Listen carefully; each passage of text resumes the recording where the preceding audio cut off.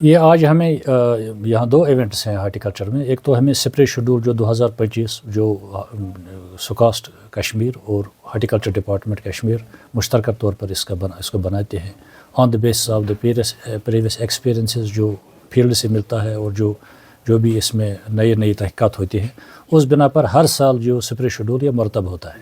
تو on line تو ہم نے پہلے ہی تقریباً فروری میں ہی اجرا کیا تھا, لیکن چونکہ فارمر کے پاس ایک ہارڈ کاپی بھی جانی چاہیے تو اس لیے آج ہم نے تقریباً 60,000 جو اس کی کاپیز ہیں وہ ہم نے آج یہ اس کو پرنٹ کر کے لایا ہے, وہ آج ہم اس کو اجرا کر رہے ہیں, اس کو اناگریٹ کر رہے ہیں. اس لیے آج ہم نے کچھ فارمرز کی یہاں بھی ایک میٹنگ بلائی تاکہ اس سپرے شیڈول کے بارے میں ان کو واقفیت دی جائے.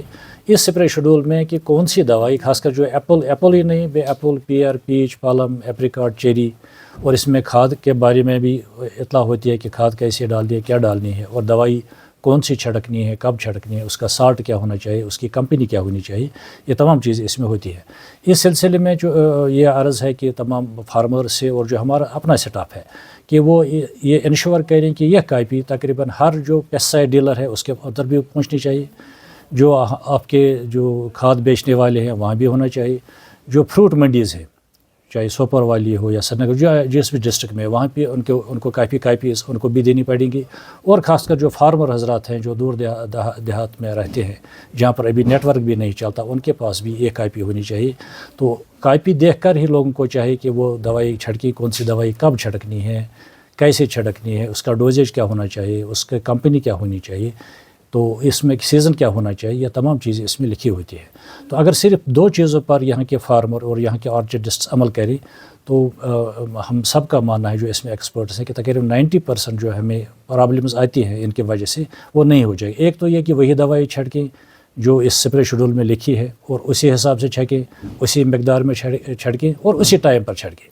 اور دوسرا یہ کہ جو بھی دوائی وہ کسی بھی پیسٹسائڈ ڈیلر سے یا مارکیٹ سے خریدیں گے اس کا ٹیسٹ جو رپورٹ ہے وہ اس کے پاس ہونا چاہیے, کیونکہ ٹیسٹ رپورٹ کے بعد ان کو الاؤ ہی نہیں ہے کہ یہاں دوائی بیچنے کا.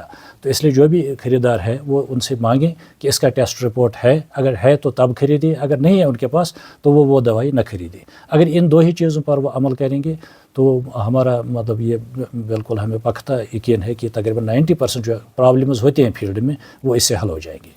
آج ہم نے ایک دلی سے ٹیم آئی ہے جو ایکسپرٹس ہے, جو سی اے اسٹورز یہاں بنے ہیں, تقریباً 60-61 بنے ہیں یہاں کافی انڈیا میں. سی اے اسٹور جن کو کہتے ہیں سب سے زیادہ کشمیر میں بنے ہیں, باقی جگہوں پر تو کولڈ اسٹورز ہوتے ہیں. تو یہاں ایپل کے لیے سی اے اسٹورز ہوتے ہیں. تو سی اے اسٹور زیادہ تر پلاؤں میں بنے ہیں 45 سے 50, تو باقی ڈسٹرکس میں کم ہی بنے ہیں. تو اور بھی بنا رہے ہیں, کافی لوگ اس میں انویسٹ کر رہے ہیں پیسہ, لیکن اس کی گائیڈ لائن چینج ہو گئی ہے اسی سال جو اپریل 2025 سے 1 اپریل 2026 سے 25 سے لاگو ہو جائے گی. کوئی اس کے بارے میں پتہ نہیں ہے کہ اس میں کیا گائیڈ لائن چینج ہو گئی, اس میں اسٹرکچر میں کیا ہونا چاہیے, کیونکہ اس میں کافی 40-45 کروڑ روپیہ لگتا ہے ایک اسٹور بنانے میں. تو جب بن گیا تو پھر ہم کہتے ہیں نہیں ایسے نہیں بنانا تھا یا ایسا بنا تھا, تو ان کا پھر ساری وہ فائلز رک جاتی ہے. اس لیے ہم نے سوچا کہ دلی سے ہم نے ایک ٹیم منگائی. آج سی اسٹورز کے ساتھ ہم نے یہاں ایک میٹنگ رکھی, جو پرانے بھی ہیں اور جو نئے بھی بنانے والے ہیں جنہوں نے اپلائی کیا ہے. تو ان کے ساتھ ایک میٹنگ ہوگی, تو جو ایکسپرٹس دلی سے آئی وہ ان کو بتائیں گے کہ گائیڈ لائنز میں کیا چینجز آئی ہیں اور آپ کو کیا کیا کرنے, خاص کر کاغذ کیسے بنانے ہیں اور اس میں سول ورکس کیسے بنانا ہے اور اس میں مشنری کیا لگے گی نئے گائیڈ لائنز حساب سے, تاکہ آگے جا کر یہ ان کی فائلز نہ روکیں اور ان کو وہ NPA ہونے کا بعد میں خطرہ رہتا ہے جب فائلز آگے نہیں چلتے ہیں.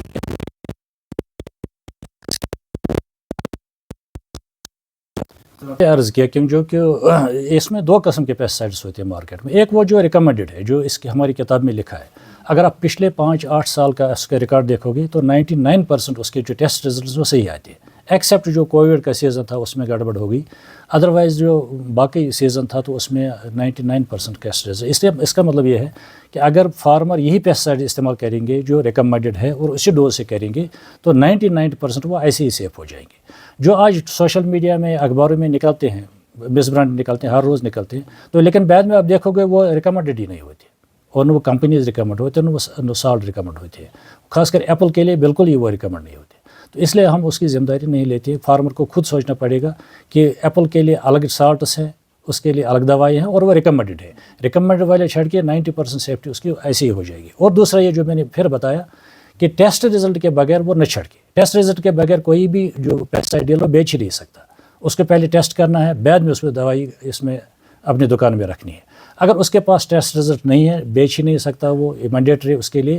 اور فارمر کو چاہیے کہ وہ نہ خریدے وہ دوا. اگر کسی جگہ ایسا ہے تو ایک اسکرین شاٹ اپنے پاس لے لے, کیونکہ ٹیسٹ رزلٹ میں آپ کے پاس سارا ہوتا ہے جو ٹیسٹ رپورٹ, دوائی کیا ہے, کب بنی ہے, کمپنی کیا ہے, اس کا سالٹ کیا ہے, مینوفیکچرنگ ڈیٹ کیا ہے, ایکسپائری ڈیٹ کیا ہے. اگر خدا نہ خواستہ یہ جب اس کے پاس رزلٹ ہو, کل کچھ ہو گیا تو ایک ٹیسٹ رزلٹ اس کے پاس ہے جس کو ہم کمپیئر کر سکتے ہیں. ادروائز جو بھی آج تک شکایتیں ہوئی ہے وہ بعد میں پروو نہیں ہوتی اس میں اس میں کورٹ میں. تو لیکن اس کی وجہ سے اگر یہ دو جو اقدامات میں نے بتایا, اگر اتنا ہی فارمر کرے گا تو یہ سیفٹی کے لیے کافی ہے.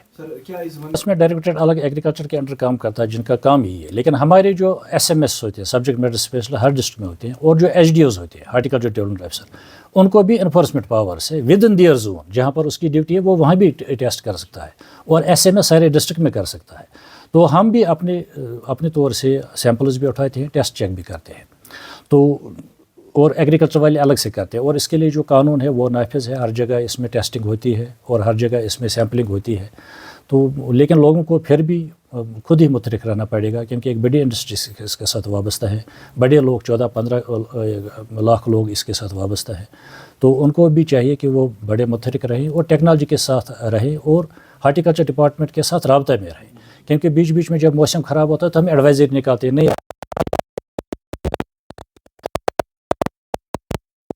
مجھے کیا کرنا تھا, اس کو تو نقصان ہو جائے گا. تو آج کل کا زمانہ جو ہے وہ میڈیا کا بھی زمانہ ہے, میڈیا بھی اس کے ساتھ ہونا چاہیے, اور ہارٹیکلچر ڈپارٹمنٹ کے ساتھ وہ روابط میں رہے, کنٹیکٹ میں رہے, تو اس کو پھر انشاءاللہ نقصان نہیں ہوگا.